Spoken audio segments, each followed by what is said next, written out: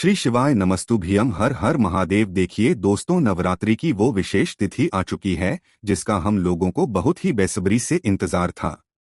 पूज्य गुरु जी कहते हैं कि नवरात्रि में पंचमी की तिथि, अष्टमी की तिथि और नवमी की तिथि सबसे खास होती है, और इन्हीं में से पंचमी की विशेष तिथि आ चुकी है।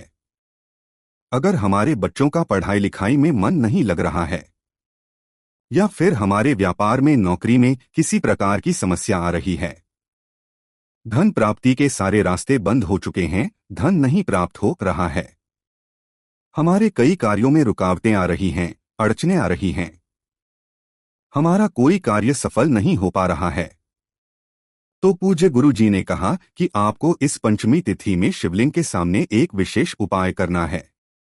तो चलिए जानते हैं इस विशेष उपाय के बारे में। लेकिन उससे पहले एक प्रार्थना, अगर आप चैनल पर नए हैं तो कृपया चैनल को सब्सक्राइब जरूर करिए।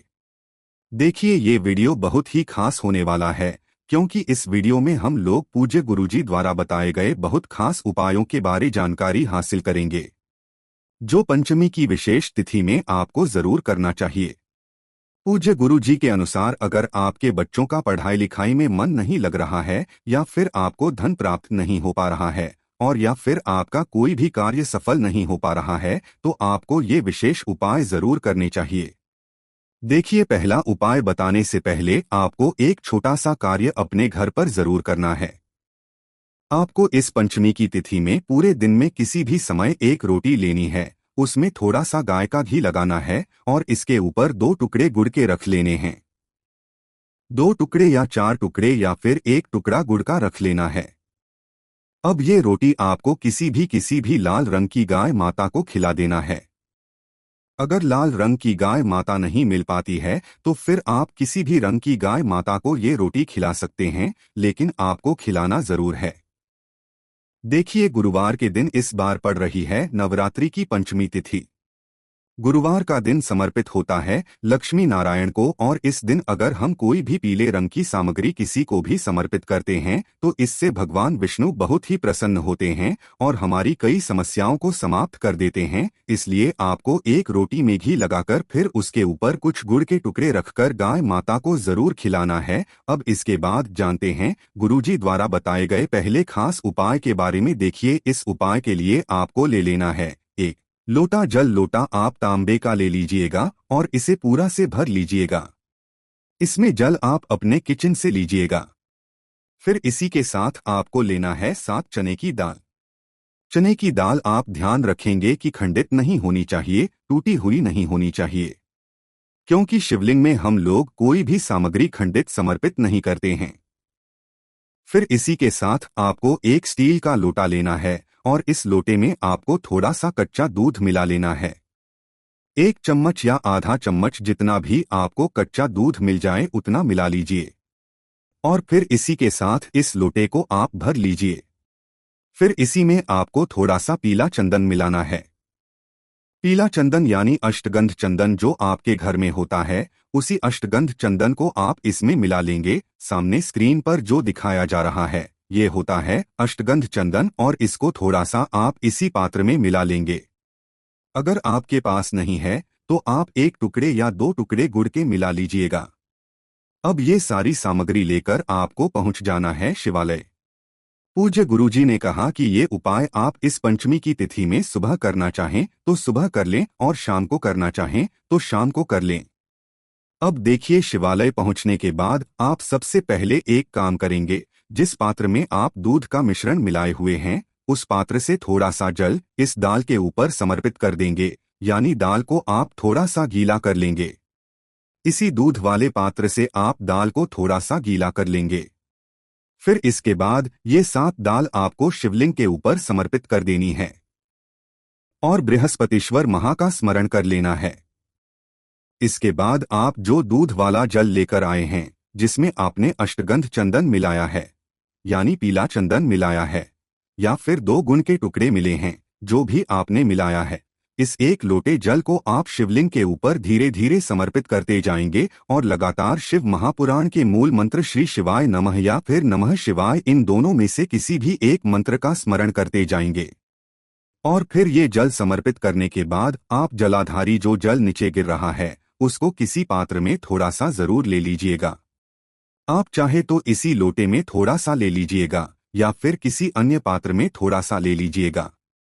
फिर सबसे आखिर में आपके पास जो एक लोटा जल है, जो शुद्ध जल है, उस जल को आप धीरे धीरे इसी शिवलिंग के ऊपर समर्पित कर दीजिए और ओम नमः शिवाय या फिर श्री शिवा नमः, इन दोनों में से किसी भी एक मंत्र का जाप कर लीजिए। फिर पूज्य गुरु जी ने कहा कि वहीं शिवलिंग के सामने बैठकर बृहस्पतिश्वर महादेव से कर लीजिए कि आपके बच्चों का मन पढ़ाई लिखाई में नहीं लगता है, या फिर आपके जीवन में किसी प्रकार की समस्या चल रही है, या फिर आप अपने किसी भी कार्य में सफल नहीं हो पा रहे हैं, धन की प्राप्ति नहीं हो पा रही है, किसी भी प्रकार की समस्या है, तो उसे दूर करने के लिए आप बृहस्पतेश्वर महादेव से प्रार्थना कर लीजिए और फिर ये जल लेकर आप पहुंच जाइए अपने घर। अब देखिए, इस जल का आपको आचमन करना है। देखिए, अगर आपके बच्चों का मन पढ़ाई लिखाई में नहीं लगता है तो ये थोड़ा सा जल को पिला दीजिए या फिर उनके मस्तक पर लगा दीजिए या फिर उनके शरीर में छिड़काव कर दीजिए। अगर आपके घर में किसी प्रकार से अशांति का माहौल बना रहता है, लड़ाई झगड़े का माहौल बना रहता है, किसी भी प्रकार की नकारात्मक ऊर्जा आपके घर में है, तो आप इस जल का छिड़काव अपने पूरे घर में कर दीजिए। बस आपको ध्यान रखना है कि आप किसी भी अशुद्ध जगह में इस जल का छिड़काव नहीं करेंगे, यानी आप अपने बाथरूम में या अन्य किसी भी जगह में इस जल का छिड़काव नहीं करेंगे। अगर आपके घर में धन की आवक न हो पा रही है, व्यापार अच्छे से नहीं चल रहा है, तो फिर आपके घर के जो कमाने वाले व्यक्ति हैं, जो लोग नौकरी करते हैं, उनको ये थोड़े से जल का आचमन करा दीजिए और थोड़े से जल का छिड़काव उनके ऊपर कर दीजिए। पूज्य गुरु जी ने कहा कि अगर हम नवरात्रि की इस पंचमी की तिथि में ये विशेष उपाय कर लेते हैं तो हमारे जीवन से इन सारी समस्याओं का अंत होता है और हमें भी सुख, समृद्धि, वैभव, धन, इन सभी की प्राप्ति होती है। अब इसके बाद बात करते हैं पूज्य गुरुजी द्वारा बताए दूसरे खास उपाय के बारे में। देखिए, इस उपाय के लिए आपको बाहर कहीं भी नहीं जाना है, बल्कि ये उपाय आपको अपने घर पर ही करना है। इस उपाय के लिए आपको एक दीपक ले लेना है। दीपक आप चाहें तो मिट्टी का भी ले सकते हैं या फिर आप अपने घर पर शुद्ध आटा मारकर उसका भी दीपक तैयार कर सकते हैं। इस दीपक में आपको घी का इस्तेमाल करना है और साथ ही साथ लंबी रुई की बत्ती का प्रयोग करना है। ध्यान रखिएगा, लंबी रुई की बत्ती का प्रयोग हम लोग अपने जीवन में धन प्राप्ति के लिए करते हैं, वंश से वृद्धि के लिए करते हैं, व्यापार में वृद्धि के लिए करते हैं। जिन भी कार्यों में हम नीचे की ओर जा रहे हैं, उन कार्यों में तरक्की प्राप्त करने के लिए हम लोग लंबी रुई की बत्ती का प्रयोग करते हैं। फिर इसी के साथ आपको ले लेना है थोड़ी सी शुद्ध पीसी हुई हल्दी। अब देखिए, ये दोनों सामग्री लेकर आपको अपने घर के मंदिर के सामने पहुंच जाना है।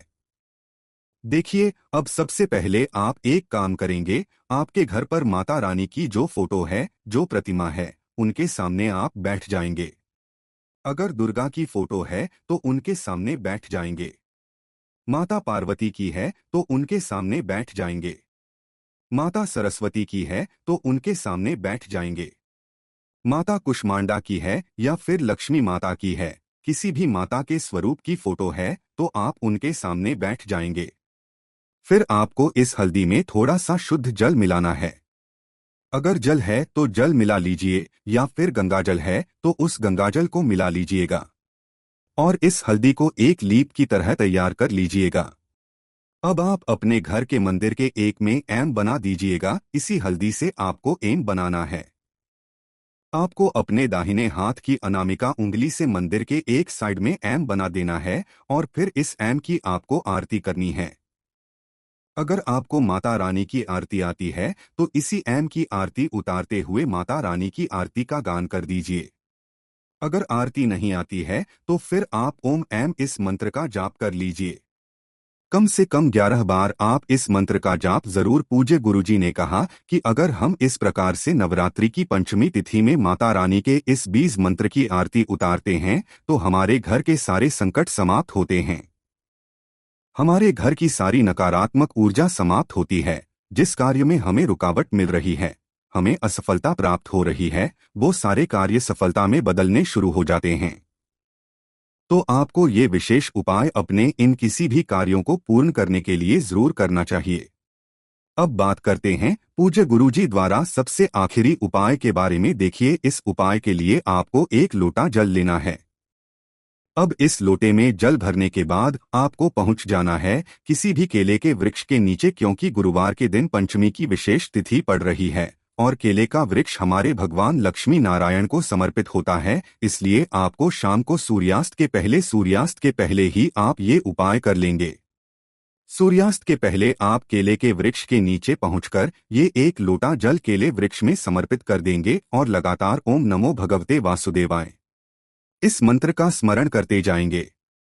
ये जल समर्पित करते हुए आप कम से कम 11 बार ओम नमो भगवते वासुदेवाय इस मंत्र का जाप जरूर करिएगा।